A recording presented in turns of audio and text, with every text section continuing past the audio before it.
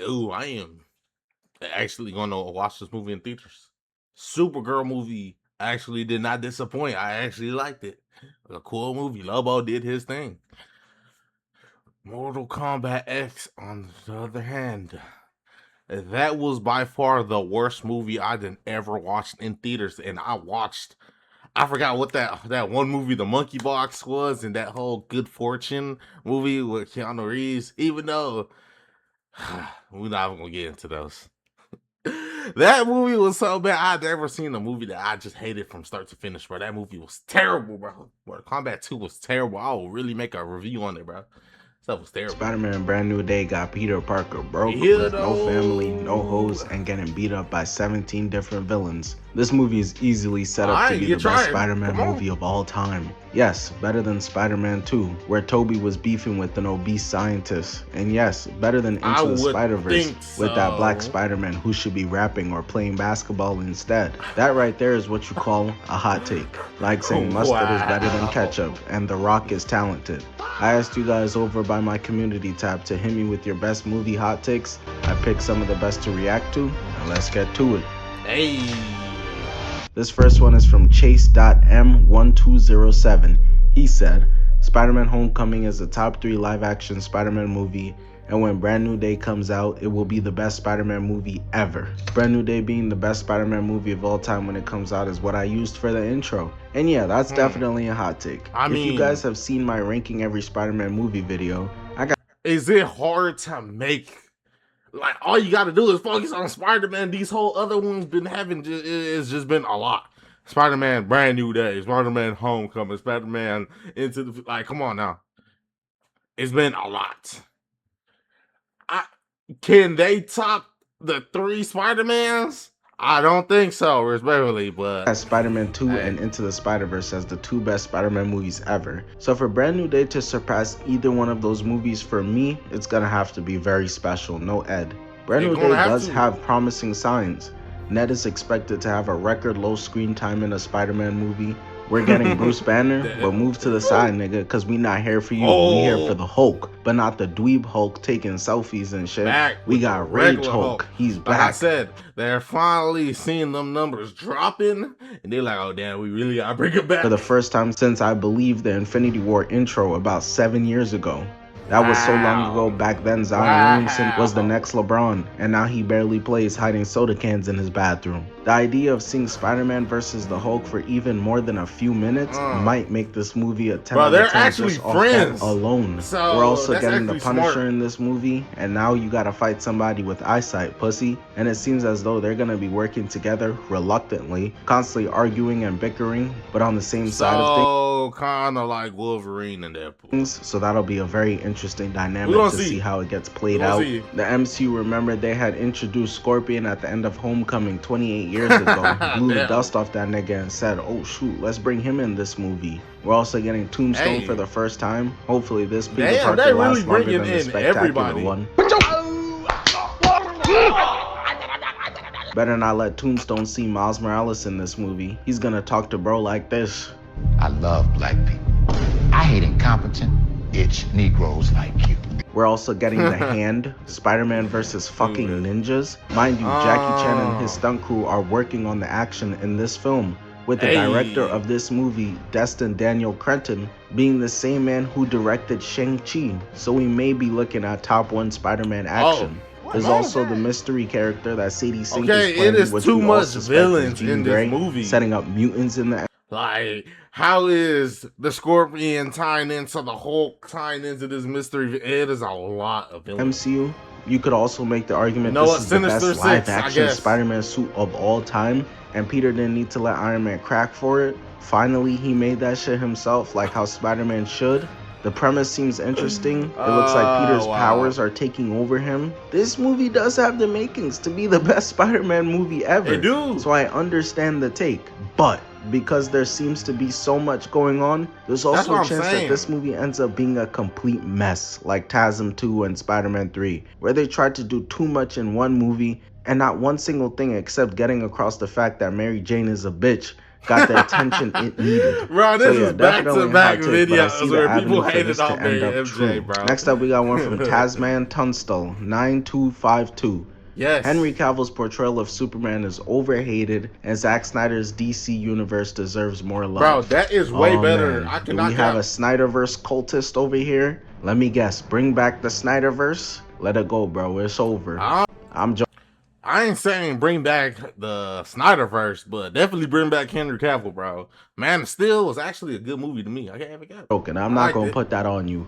What I will say though is that I disagree with this take. The whole idea of Henry Cavill's portrayal of Superman not being that bad, I believe strictly comes from the fact that Cavill looks like Superman. I swear that's the only reason y'all say this, because other than that, I don't know what there is to compliment about his portrayal in relation to being in line with the character of Superman. Henry Cavill's Superman, in my opinion, stripped the character of any interesting...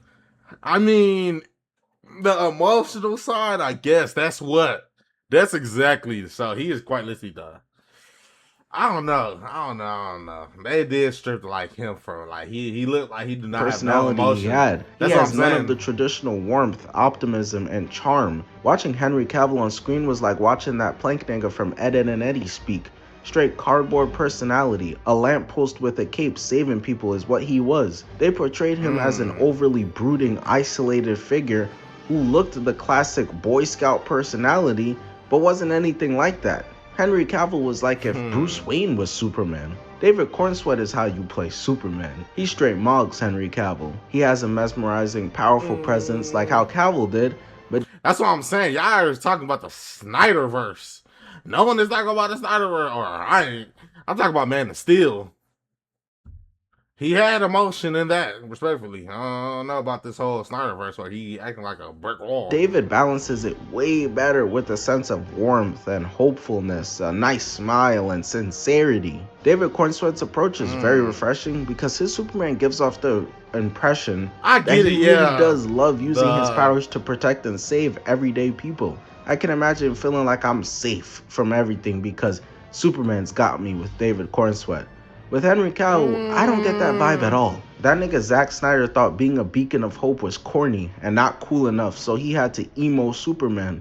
That portrayal of Superman is ass. I have to disagree. It doesn't deserve any more love, in my opinion. And as for the second part of that take, Snyderverse deserves more love. Yeah, again, I disagree. That shit is trash, gets trashed, and I think it's deservedly so. Let's go through it for real. Wonder Woman was a good movie, I'll give them that. Man of Steel absolutely butchers the character of Superman. That shit is trash. Wow. Batman vs Superman is one of the worst comic book movies of all time. Suicide Squad is probably the worst comic book movie ever. Zack Snyder's Justice League was solid, I don't mind it. Aquaman was cool, Shazam was cool.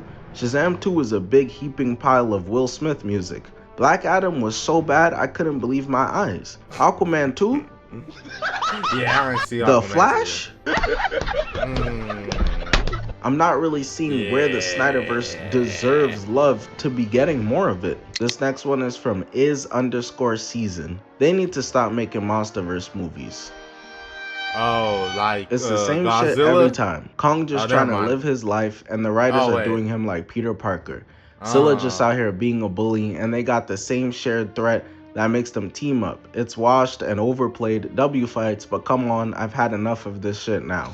Okay, I see. Iz over here wants to make sure that I'm unable to pay rent anymore. Spare change. I'm gonna have to disagree. Funny. I actually feel the complete opposite. I think the Monsterverse is so vast and so big, and there's so many more kaijus we're yet to see, and I want to see, such as Destroyer, Angrius, Gigan, Space Godzilla. And I think there's still room to bring back Rodan, the Mutos, King Ghidorah, and explore them more as well. I don't see the need to cut the franchise short like Jeremy Lin's career when there's so much potential, unlike Bronny James. In my mind, the Monsterverse is damn near just getting started. Where I do agree is that the writing in these movies are very formulaic. It's as easy as 1, 2, 4, as easy as 2 + 2 = 9. Once you've seen one Monsterverse movie, it feels like you've kind of seen them all. But instead of canceling the entire franchise, I have a potential solution. Now hear me out, this might be a crazy one, but hire better writers. True that, because people do not even care about the human part of it. Like people skip those parts, if I'm not mistaken. Getting better writing around a these lot. movies and treat these monsters as characters and not just chaos of destruction, which I think they've started to do a bit more of, to be fair to them. In the most recent Kong and Godzilla movie, Scar King had a clear personality and no hair. Godzilla and Kong seemingly have their own quirks and interact with each other in very specific ways. For example, if you look at the scene in Egypt when Godzilla rushed that nigga and you see Kong is kind of have a playfulness to him in that moment, it's a bit goofy the way he's telling Godzilla, bro, chill. Even Lil Bro Suko very clearly has traits to him. Make people feel something for these monsters as characters, which is what they are, instead of trying to bait that emotion out of people through the humans. We leave these movies knowing the names of Godzilla and Kong. I can't tell you the names of these niggas. That is So I think they just really need to lean more into that. More monster-driven movies, giving them actual character traits and personalities and growth, and less humans. I'm sorry, bro, in a movie with a giant gorilla wielding an axe and a giant dragon with a bear belly, I'm not trying to see humans doing lab work for half the movie. I understand that they feel these movies need to have a certain level of dialogue, but just cut the humans out by like 20%, and I think we'll have a much better time. Satoru Peter said, How the Grinch Stole Christmas 2000 was the best Christmas movie ever. I'm gonna have to disagree with you on this one, Peter. Home Alone is quite literally right there, big dog. Not a Christmas goes by where I don't watch Kevin hit the worst robbers of all time with straight Looney Tune ass traps, as he does badass shit with his family gone. He was catching these dudes with steaming hot doorknobs and shit. Mind you, they could deadass just let go of the doorknob. Crazy thing is, these are both really before my time, and they was not really playing it. The Grinch, not really playing it. They was not really playing it in school. 2005 and up, they're not playing that movie.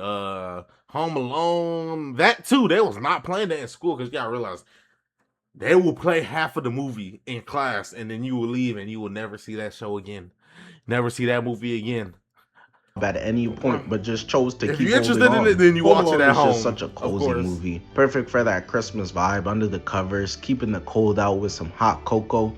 The Grinch gonna have niggas sleeping with nightmares. He's almost as ugly as Jay-Z, bruh. Yeah, for me, Home Alone is the GOAT Christmas movie. Yeah, you always come out of it just appreciating your family, which is what Christmas is about for real. Keep the change, you filthy animal. Hemi Butler said, Batman 2022 is better than The Dark Knight? He put a question mark on this, but considering The Dark Knight is pretty significantly higher rated than the Batman on basically every site, I'd say it's safe to say that this is definitely a hot take. IMDb got The Dark Knight as the third highest rated movie of all time. I also see Lord of the Rings up there, so it's clear niggas be putting anything in the top 10, bruh. My take on the Batman versus The Dark Knight debate is very simple. As simple as the Jordan-LeBron debate. Jordan was a bald crackhead, Bron the GOAT. Comparing the two as movies and not considering the Batman aspect of it, I do think The Dark Knight is a better movie. Check this out. I'm gonna show you how I afforded this car. Okay, you ready? Alright, I cannot cap that beef jerky ad was the weirdest ad I ever seen. You're a meat eater? Act like one? It's crazy. Batman is a lot slower of a film and leads way more into the detective side of Batman, so it's got a much slower, intimate approach to it. Meanwhile, The Dark Knight is a straight heist, crime, action, wild drama. And for me personally, I do enjoy that more as a watch, a casual watch. However, where I will give the Batman a ton of credit is I think for the character of Batman, it is an infinitely better Batman movie and does the character way more justice. I've said before, but I think Christian Bale's Batman is one of the weaker parts of the movie, and that's not how it should be. That's like a turkey sandwich with mid-turkey. How the fuck that work? I am much more interested in the Joker threatening to stick pool sticks up the criminals' asses and seeing Harvey Dent thinking he MLK fighting the war on crime in Gotham than I am about seeing Bruce fiend after Rachel all movie. Nothing about Christian Bale's Batman screams Batman, apart from the fact that he's pushing 40 with no kids in a Batsuit and has a Batmobile. But it takes more than that to have a good Batman, a good faithful Batman movie. Robert Pattinson to me is Batman. They make way more of an effort to show his intellect. His action is way better. He doesn't have that ridiculous voice. Robert Pattinson's suit is better. His Batcave is an actual fucking Batcave and not just a white room like it is in The Dark Knight. In the Batman, Gotham feels like Gotham. Meanwhile, in The Dark Knight, Gotham is literally just a regular looking city. Niggas just filmed in the middle of Chicago and called it Gotham. No set work done at all. What Christopher Nolan did is made a heist crime thriller featuring Batman, starring the Joker and Harvey Dent. Matt Reeves made a dedicated Batman movie that isn't scared to be a Batman movie. The shots, the aesthetic, action, costume designing, sets, it all screams Batman. For me though, The Dark Knight, despite not being as faithful to the character, just as a watch, if both movies are sitting there, which one am I gonna turn on just to enjoy a movie? Which one do I enjoy more? Which one do I like more? It's The Dark Knight. And the last take for today is from CMA Nerd Harris. He said, How to Train Your Dragon 2 is the best sequel to a movie ever. I don't want to write an essay, but basically, the way how the sequel just expanded the Okay, yeah. I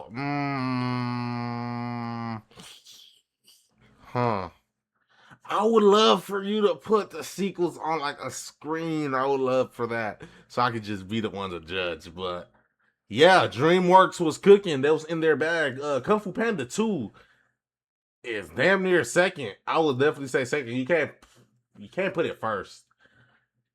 Yeah, you can't put it first because How to Train Your Dragon 2 was just that good, bro. It was that good. Was it 3? Goodness, man. Yeah, 2. Yeah, 2 was perfect. Yeah, then 2 was perfect. Yeah, 3 was just all over the place. I got it. World, the characterization of the characters and dragons, the score, the themes was just wonderful.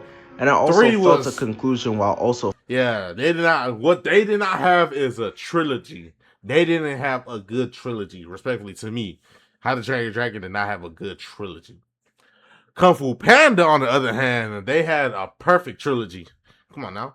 Feeling like an open ending. Hey, listen, I mess with How to Train Your Dragon heavy, but I'm gonna have to disagree with you on this one. I do agree How to Train Your Dragon 2 does all what you said it does. Expands the world, characters, themes, dragons. The scores are always great. The introduction of Hiccup's mom and the whole world of dragons she's got, when the whole time they were thinking she had been slimed out. The conflict that exists between Toothless and his dad, that big ass beard he got, I know he'd be pulling snacks out that bitch just like James Harden. The conflict that never gets fully resolved because Toothless, under mind control, barbecues Stoic, which was heartbreaking, but even more heartbreaking was seeing Hiccup reject Toothless out of anger, but eventually coming over to the fact that it wasn't him who did it, he was mind controlled. Someone tell that shit to Tony Stark. However, best sequel ever is a big take. Thor 2 is right there, bro. Let's respect Pete. But on a serious note, I think I could list out a few sequels I'd put over How to Train Your Dragon 2 just off the top of my head. A different animated sequel that I view as better is Toy Story 2. That chud who still plays with toys and works as the Chicken Man, Life in Shambles, Kidnapping Woody, Meeting Jesse, the villain, the prospector was fire. You got Dawn of the Planet of the Apes. One of, I'd argue, the greatest movies to ever exist. I got an entire 40-minute video glazing these movies, so I won't do it here, but yeah. You got a movie we already mentioned, The Dark Knight. The way The Dark Knight builds on the world of Batman from Batman Begins and expands the universe was elite. You also got Spider-Man 2, in my opinion, the best superhero movie of all time. That nigga Spider-Man life was horrible, just the way I like it. That's the best Spider-Man action to date, and again, I covered this movie in extensive detail if you want to see, but to me, Spider-Man 2 was damn near perfection. There's Across the Spider-Verse. Miles was beefing with the Spot, his ops got dad bods, and the entire lore about what's required, the sacrifices required to being Spider-Man and being explored was elite. And there's Puss in Boots: The Last Wish, DreamWorks' best movie to date, in my opinion. So I have to disagree with How to Train Your Dragon 2 being the best sequel movie ever, but that's definitely a hot take, and I could appreciate it as a great movie. How to Train Your Dragon is DreamWorks' best trilogy, in my opinion. But that's gonna be it for now. Make sure to become a member, so if you want to support, make sure to do that. I'll catch you guys in a new video very soon. Made by Team BlankBoy, yo. Amazing video. Hey, you gotta do these way more often. Hot takes. Oh yeah, you got to. I have a lot of hot takes. But yo, without further ado, hey, I'm going. Be easy on the next one, man.